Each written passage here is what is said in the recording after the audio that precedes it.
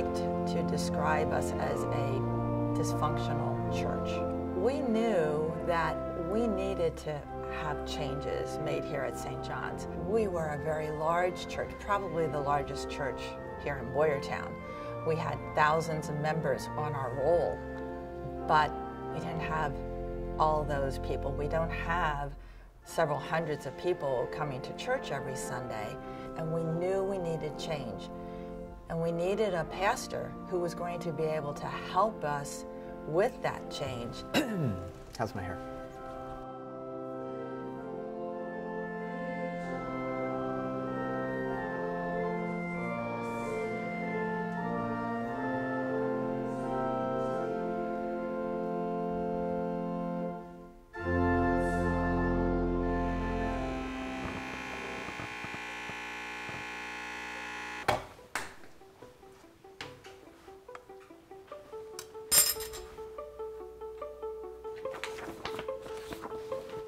My name is Bob Mockemer, and I'm the senior pastor at St. John's Evangelical Lutheran Church in Boyertown, Pennsylvania.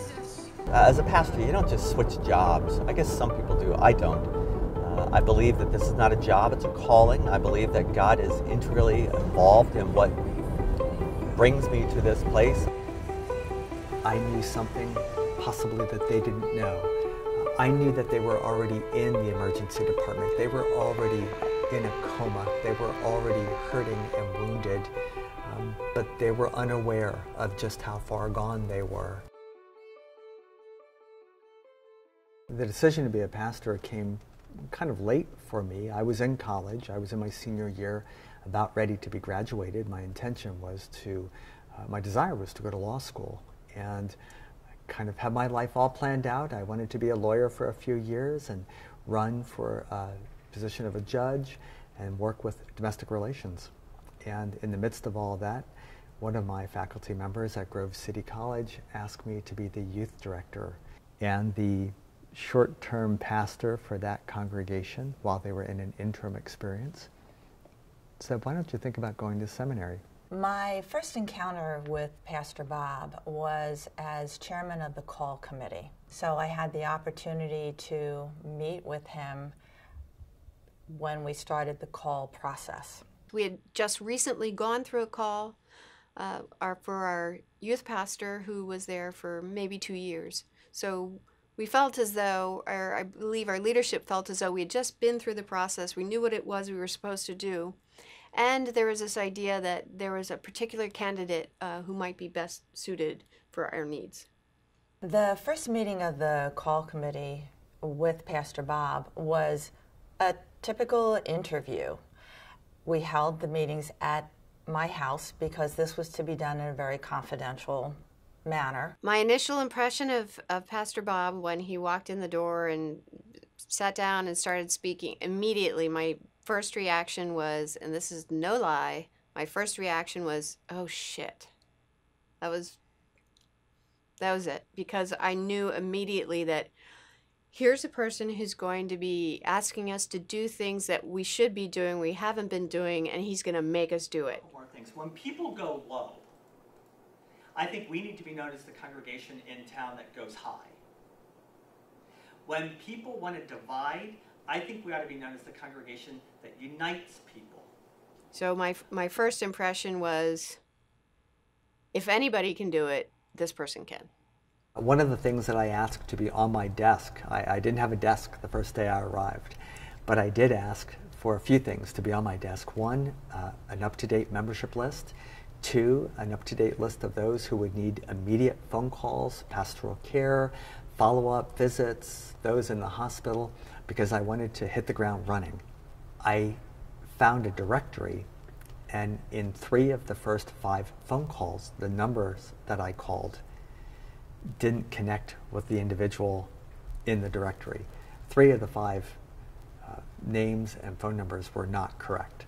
So I knew that we had to go back to the beginning and put together a membership roster. And I knew by the end of the day that 2/3 to 3/4 of my new staff that I inherited were never going to be helpful as we tried to move the congregation forward. They were a part of the problem that kept the congregation in a position not only of regression, but significant decline.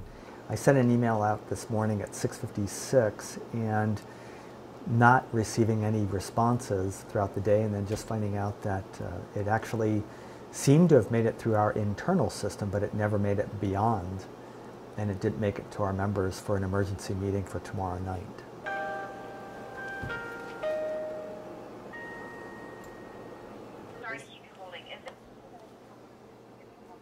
Sure, you want to escalate this to your highest level. That's just completely, yeah. Okay, thanks. Bye. I accepted the position here believing that the congregation was in a better position than I found her. I thought they at least knew the names of their members and knew how many members they had. When I interviewed, they said they had over 3,000 members. But in actuality, after 2 years of trying to figure out who our members really are, we have less than 1,000 members here at St. John's. That in and of itself is pretty shocking. You need to be honest about what your membership roles are. We weren't. Why? Because we wanted to continue to be this big church and not admit to the other churches in the synod that we weren't? And did that show weakness, that our attendance was decreasing? Well, I think the most important role was the treasurer and the membership database thing. In 2015, that was a traumatic year for me because, not because Pastor Bob arrived, but because of everything else that happened. Beginning of the year, the membership secretary retired. So I basically took over the whole membership database since the beginning of 2015. The bookkeeper resigned in September of that year. The administrator resigned in March of that year. So there was basically no infrastructure there when Pastor Bob arrived or shortly thereafter. And I wound up doing a lot of those individual tasks, which put in a lot of hours here at the church. The way the funds were being utilized, I thought could be not only nudged, but shoved in a different direction. Millions of dollars were being used, but not to do anything to really help others. Most of those dollars were put into maintaining the staff that were currently here. Most people aren't looking for a leader. It's not even on the call papers. It's not even on the interview process. They didn't ask me what kind of leader I was. They asked me what kind of pastor, what kind of teacher, what kind of preacher. Today, if you're looking for a change in church, you don't want pastors and teachers and preachers as much as you need someone who can lead. Again, the questions were basic, and they needed to be asking a much more complex question. When Pastor Bob arrived, he had a preconceived concept of how the financials should be structured, and he made several statements and so forth along that avenue. After he arrived, I said, Pastor Bob, we need to speak. So we sat down and went over it. Went over the financials, how the financials were structured here at St. John's, and he had some changes that he wanted to make, which was fine, suggestions, and we accomplished quite a few of those. Probably the major discussion with Pastor Bob when he arrived was his concept of a financial secretary versus a treasurer. And the big discussion with Pastor Bob is that we have the roles flipped. So if I were treasurer, I would be doing the day-to-day stuff, and the financial secretary would be the reporting. And I said, no, that's backwards. That's not the way it should be. And I will not be writing checks or cutting checks and all that good stuff as treasurer. What did you do to help yourself with understanding the job? I'm not sure I know how to answer that question.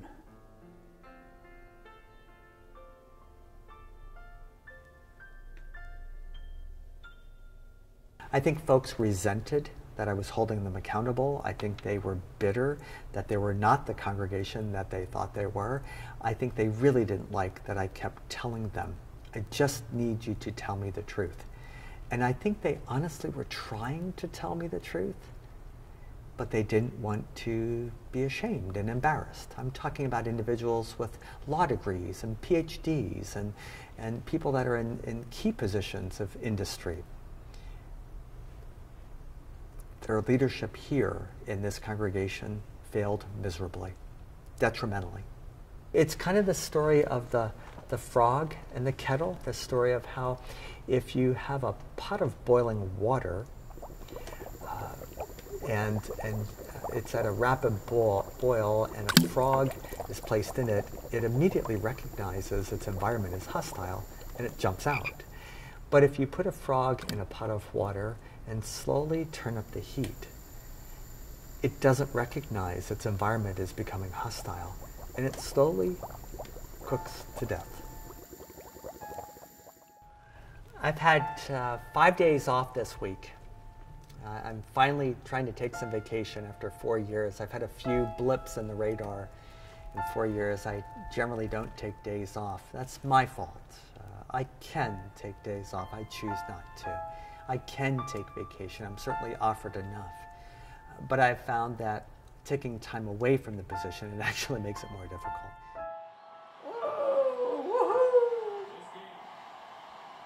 And it's over. So they just let the clock run out? They do. Really? Because there's no point. And only the possibility of an injury. Yes. So there's just no point. So they're the Big Ten East champions.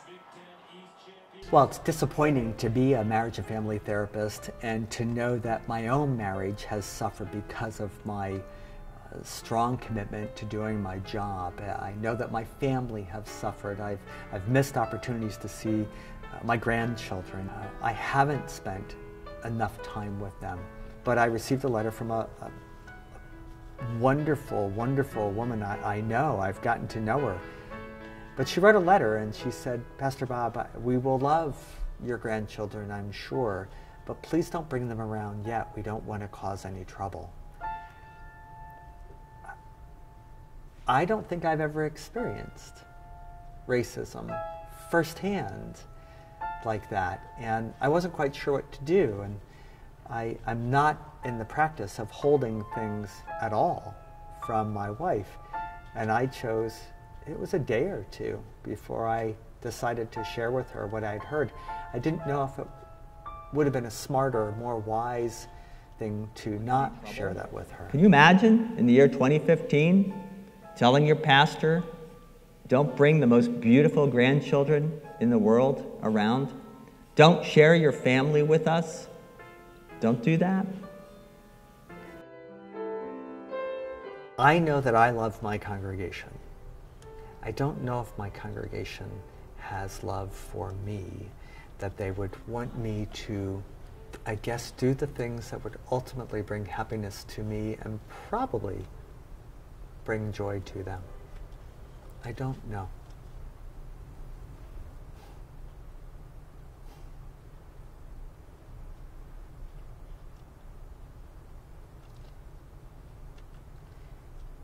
I want more for the members of St. John's. I have a hope that it is their desire to be more than they are. I'm very grateful for the way God has blessed my life in these 30 years in ministry. But I don't know if I've been feeling as blessed in these 3.5, 4 years. I think every leader is given an opportunity of a lifetime when all the things that have worked, all the things that have brought them pats on the back and accolades and to the glory of God, much good. I think the best of the leaders are most blessed when they have to reinvent the way they lead. If we had called somebody else, we probably would have continued to just be like we had always been, and it would have been this slow deterioration that would have led to the death of St. John's. He's brought joy and energy and and good feelings and a lot of positivity. But again, he can't be the only one responsible for it. We worked out things very well, and I consider Pastor Bob a friend, and he's, as I say, I think he's mellowed, and I think that for the better. I think he's a more gentle person now than he was when he first started here. Our congregation has been in denial, sleepy, but I think that I think we have hope here at St. John's now. I think that the finances now being diverted and used more to help others. I think the staff are focused on doing what matters for God, to take care of and love our neighbors as ourselves. I think that reaching beyond the walls of those who have status and power in the community to those who have very little status and little power. I think those are the things that give me hope here at St. John's. I don't see that a person can handle much more without there being a terminal consequence. Terminal, and I'm leaving the ministry. Terminal, I'm leaving this call. Terminal, and he just breaks. We probably took him to lower depths than he has ever been in his life. And it is past the time where we need to be building him back up so that he can really be the preacher, the teacher, the friend, the leader that we need here at St. John's.